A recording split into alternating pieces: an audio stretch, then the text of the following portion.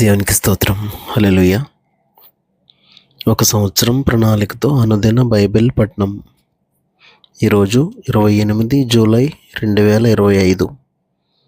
ఈ సంవత్సరంలో ఇది 209వ రోజు. ఈరోజు కొరకు ఏర్పాటు చేయబడిన బైబిల్ వాక్య భాగాలు: పాత నిబంధన కీర్తనల పుస్తకము 53, 54, 55 అధ్యాయాలు మరియు కొత్త నిబంధన అపోస్తలుల కార్యములు 27వ అధ్యాయము 26వ వచనం నుండి 44వ వచనం వరకు. మొదటిగా 53వ కీర్తన. దేవుడు లేడని బుద్ధిహీనులు తమ హృదయంలో అనుకొందరు. వారు చెడిపోయిన వారు అసహ్య కార్యములు చేయుదురు.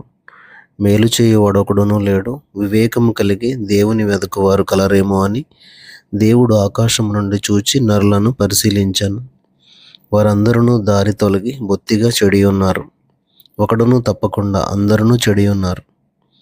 మేలు చేయువారెవరునూ లేరు, ఒక్కడైనను లేడు. దేవునికి ప్రార్థన చేయక ఆహారము మృంగినట్లుగా నా ప్రజలను మృంగు పాపాత్ములకు తెలివిలేదా? భయకారణము లేని చోట వారు భయక్రాంతులైరి. నన్ను ముట్టడి వేయువారి ఎముకలను దేవుడు చెదరగొట్టి ఉన్నాడు.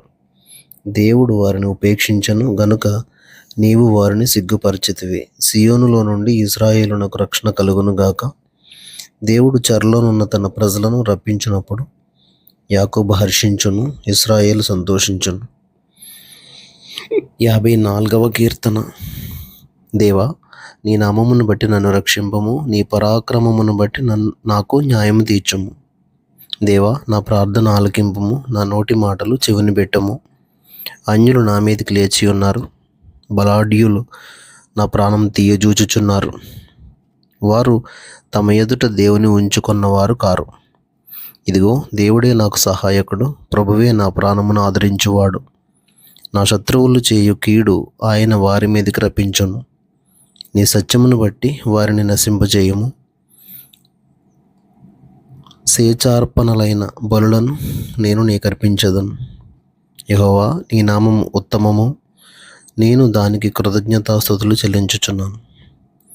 ఆపదలన్నిటిలో నుండి ఆయన నన్ను విడిపించి ఉన్నాడు. నా శత్రువుల గతిని చూచి నా కన్ను సంతోషించుచున్నది.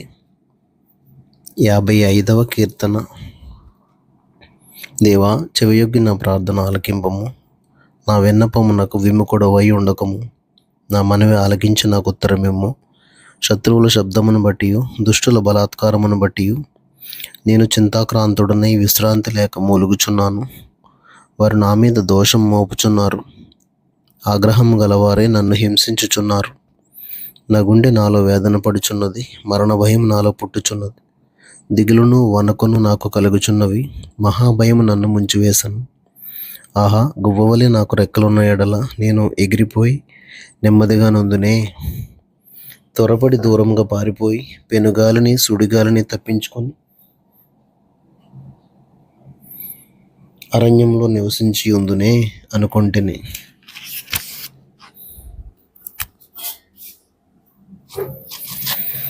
పట్టణములో బలాత్కార కలహములు జరుగుట నేను చూచుచున్నాను. ప్రభువా, అట్టి పనులు చేయువారిని నిర్మూలం చేయము. వారి నాలుకలు ఛేదించుము. రాత్రింబగళ్ళు వారు పట్టణపు ప్రాకారముల మీద తిరుగుచున్నారు. పాపమును చెడుతనమును దానిలో జరుగుచున్నవి. దాని మధ్యను నాశన క్రియలు జరుగుచున్నవి. వంచనయు కపటమును దాని అంగడి వీధులలో మానక జరుగుచున్నవి. నన్ను దూషించువాడు శత్రువు కాడు. శత్రువైన ఎడల నేను దాన్ని సహింపవచ్చును. నా మీద మిట్టిపడువాడు నా యందు పగపట్టినవాడు కాడు. అట్టివాడైతే నేను దాగి ఉండవచ్చును. ఈ పని చేసిన నీవు నా సహకారివి, నా చెలికాడవు, నా పరిచయుడవు. మనము కూడి మధురమైన గోష్ఠి చేసి ఉన్నవారము, ఉత్సవమునకు వెళ్ళు సమూహముతో దేవుని మందిరమునకు పోయి ఉన్నవారము. వారికి మరణం అకస్మాత్తుగా వచ్చునుగాక, సజీవులుగానే వారు పాతాళమునకు దిగిపోవుదురుగాక. చెడుతనము వారి నివాసములలోనూ వారి అంతరంగమునందును ఉన్నది. అయితే నేను దేవునికి మొర్రపెట్టుకొందును, యెహోవా నన్ను రక్షించును. సాయంకాలమున, ఉదయమున, మధ్యాహ్నమున నేను ధ్యానించుచు మొర్రపెట్టుకొందును. ఆయన నా ప్రార్థన ఆలకించును. నా శత్రువులు అనేకులై ఉన్నారు. అయినను వారు నా మీదికి రాకుండానట్లు సమాధానం కలుగజేసి ఆయన నా ప్రాణమును విమోచించి ఉన్నాడు. పురాతన కాలం మొదలుకొని ఆసీనుడగు దేవుడు మారు మనసు లేని వారై తనకు భయపడని వారికి ఉత్తరమిచ్చును. తమతో సమాధానముగా ఉన్న వారికి వారు బలాత్కారం చేయుదురు. తాము చేసిన నిబంధన అతిక్రమవింతురు. వారి నోటి మాటలు వెన్నవలే మృదువుగా ఉన్నవి, అయితే వారి హృదయంలో కలహం ఉన్నది. వారి మాటలు చమురు కంటే నునుపైనవి, అయితే అవి వరదీసిన కత్తులే. నీ భారం యెహోవా మీద మోపము, ఆయనే నిన్ను ఆదుకొనును. నీతిమంతులను ఆయన ఎన్నడూను కదలనీయడు. దేవా, నాశన కూపంలో నీవు వారిని పడవేయదువు. రక్తాపరాధులను వంచకులను సగము కాలమైనా బ్రతుకరు. నేనైతే నీ యందు నమ్మిక ఉంచి ఉన్నాను.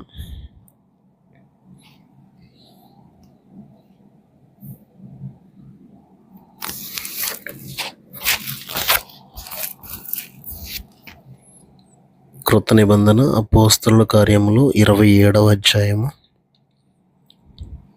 26వ వచనం నుంచి 44వ వచనం వరకు.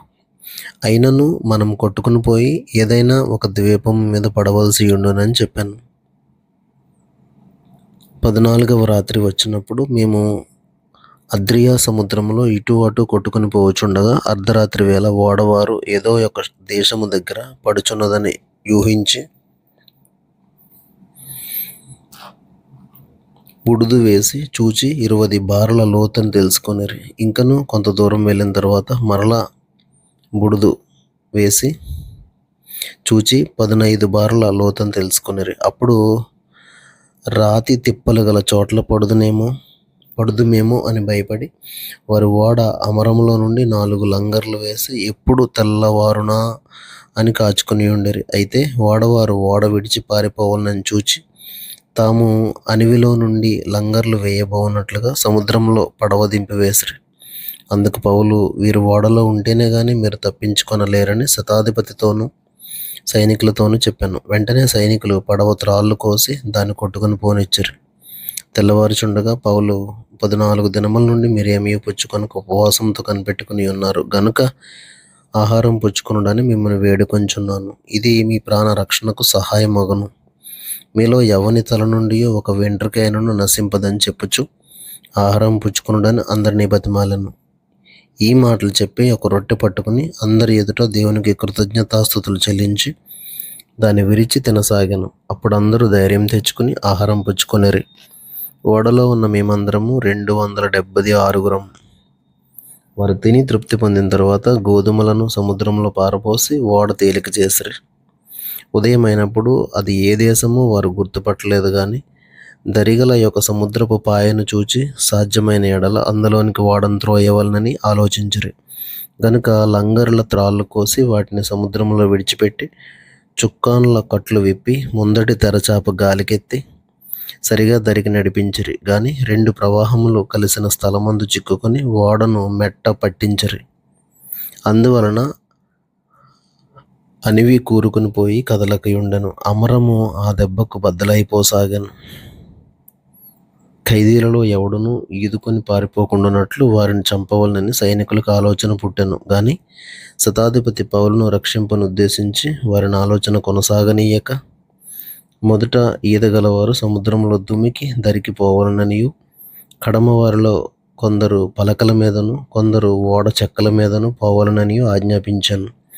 ఇలాగ అందరూ తప్పించుకుని దరి చేరేరి. దేవుడు తన పరిశుద్ధ వాక్యమును మన వినికిడిలో దీవించునుగాక. ఆమెన్.